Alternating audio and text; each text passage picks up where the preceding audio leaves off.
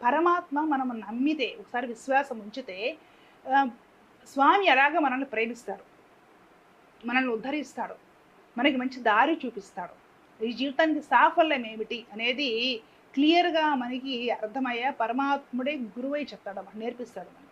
మనం ఆ స్వామిని విశ్వసించాలి.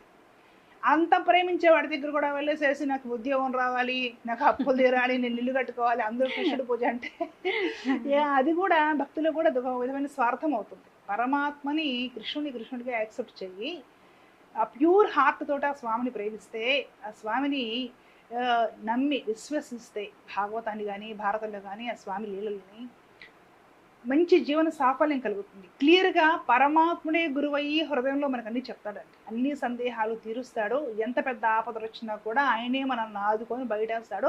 అసలు ఆశ్చర్యం ఏంటంటే అడగాల్సిన అవసరం కూడా లేదు. మొక్కుకొని స్వామి ఇదిగో నేను ఇలా మొక్కుకున్నాను